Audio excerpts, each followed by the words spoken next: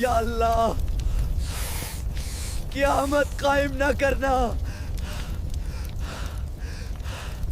وہ شخص جو کل تک نرم بستروں پر سوتا تھا، جسے ذرا سی گرمی لگتی تو اے سی چلا لیتا، جو اندھیرے سے گھبرا کر فوراً لائٹ چلا لیتا تھا، آج وہ کہاں ہے؟ یہ وہ سوال ہے جو ہم سب کو تنہائی میں خود سے پوچھنا چاہیے۔ یہ کہانی صرف قبر کی مٹی تک محدود نہیں ہے، بلکہ اس کا آغاز اس وقت ہوتا ہے جب انسان اپنی دنیا میں مگن ہوتا ہے۔ اچانک اس کے کمرے میں، جہاں اس کی مرضی کے بغیر کوئی داخل نہیں ہو سکتا تھا، وہاں ایک ایسی ہستی داخل ہوتی ہے جسے کسی ویزے یا اجازت کی ضرورت نہیں ہوتی۔ وہ ملک الموت ہے۔ اس کا چہرہ خوفناک اور قد آسمان کو چھو رہا ہوتا ہے۔ گناہگار شخص کانپتے ہوئے پوچھتا ہے کہ تم کون ہو؟ فرشتہ جواب دیتا ہے، میں وہ ہوں جو محلوں کو ویران کرتا ہے، میں وہ ہوں جو بچوں کو یتیم اور بیویوں کو بیوہ کرتا ہے، میں تیری جان لینے آیا ہوں۔ اس وقت اس شخص پر ایسی دہشت طاری ہوتی ہے کہ اس کی زبان گنگ ہو جاتی ہے۔ وہ چیخنا چاہتا ہے مگر آواز گلے میں پھنس جاتی ہے۔ فرشتہ اس کی روح کو ایسے کھینچتا ہے جیسے کانٹے دار جھاڑی کو گلے اون سے کھینچا جائے۔ روح جسم کے کونے کونے میں چھپتی ہے، لیکن فرشتہ اسے دبوچ لیتا ہے۔ آنکھیں پتھرا جاتی ہیں اور ایک جھٹکے کے ساتھ روح جسم سے الگ ہو جاتی ہے۔ اب وہ لاش بن چکا ہے۔ گھر میں کہرام مچ جاتا ہے۔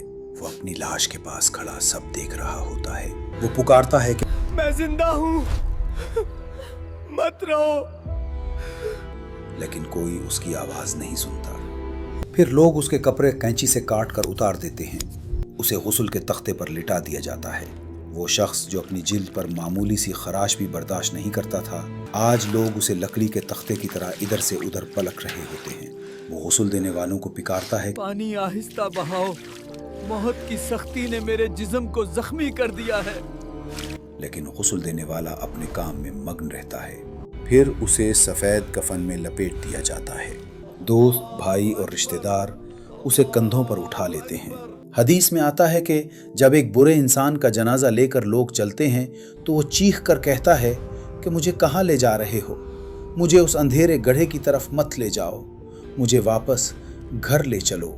اگر انسان اور جن اس کی چیخیں سن لیں تو خوف سے بے ہوش ہو جائیں۔ اب وہ اکیلا ہے۔ بسم اللہ، انا للہ و انا الیہ راجعون۔ باہر لوگوں کے قدموں کی آواز آ رہی ہے۔ وہ سنتا ہے کہ اس کے دوست واپس جا رہے ہیں، اس کا بھائی واپس جا رہا ہے۔ وہ پکارتا ہے، مجھے یہاں اکیلا مت چھوڑو، مجھے ڈر لگتا ہے۔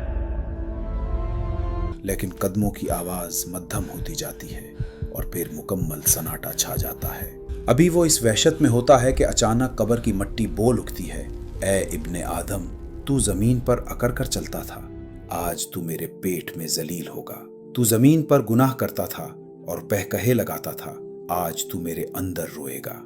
تو نے حرام کھا کر اپنے جسم کو پالا تھا، آج کیڑے تیرے جسم کو کھائیں گے۔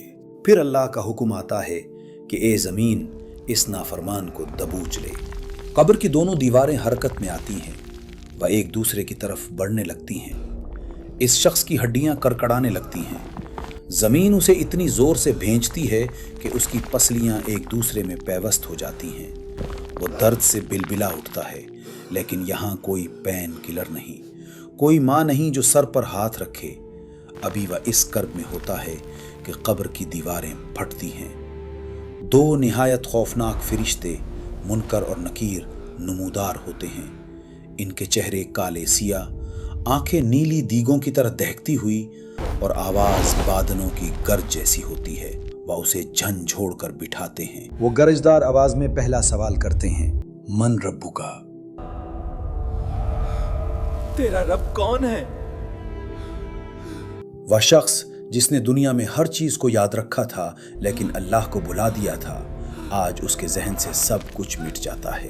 وہ ہکلانے لگتا ہے، ہاں ہاں میں نہیں جانتا۔ فرشتوں نے دوسرا سوال کیا، ماں دینو کا، تیرا دین کیا ہے؟ وہ خاموش رہتا ہے۔ اس کی زبان پر تالا لگ چکا ہوتا ہے۔ وہ روتے ہوئے کہتا ہے، ہائے افسوس، مجھے کچھ معلوم نہیں۔ پھر تیسرا سوال ہوا، من نبیوں کا، تیری طرف کون سا نبی بھیجا گیا تھا؟ चूंकि उसने दुनिया में सुन्नत का मजाक उड़ाया था, दुरूद से दूरी इख्तियार की थी, इसलिए वो पहचान नहीं पाता और कहता है, ला अदरी, मैं नहीं जानता। ये सुनना था कि फरिश्तों ने कहा, तूने न जाना और न समझा। उन्होंने एक बहुत बड़ा लावे का हथौड़ा उठाया। हदीस में आता है कि अगर वो हथौड़ा किसी पहाड़ पर मारा जाए तो पहाड़ रेजा रेजा हो जाए। फरिश्तों ने पूरी कुव्वत से वो हथौड़ा उसके सर पर दे मारा। एक खौफनाक चीख बुलंद हुई।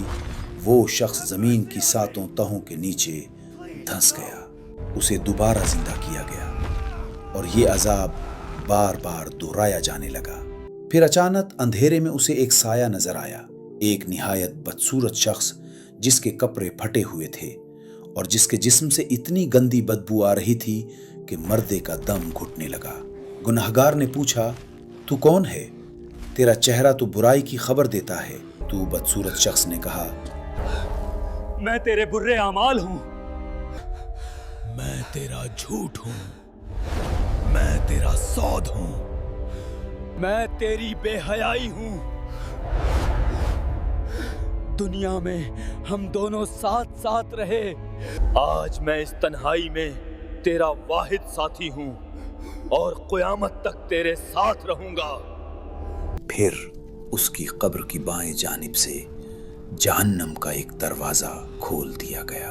वहां से आग के शोले, तपती हुई लौ और जहरीला धुआं उसकी कब्र में भरने लगा। उसका कफन जल गया, उसका जिस्म झुलसने लगा। कब्र में सांप और बिच्छू छोड़ दिए गए जो उसे डसने लगे। वो चीखता रहा, या अल्लाह, क़यामत कायम ना करना। क्योंकि वो जानता है कि जो आगे आने वाला अजाब है वो इससे भी ज्यादा सख्त है। ऐ मेरे भाइयों और बहनों, ये कोई अफसाना नहीं है, ये वो हकीकत है जिससे हम सबको गुजरना है। आज हमारे पास वक्त है, आज हम सांस ले रहे हैं। हमारे नामे आमाल का रजिस्टर अभी खुला है। मौत का फरिश्ता अभी हमारे दरवाजे पर नहीं आया। क्या हम इंतजार कर रहे हैं कि जब वो आ जाएगा तब हम तौबा करेंगे? तब बहुत देर हो जाएगी। खुदा की कसम, कब्र की पहली रात बहुत भारी है।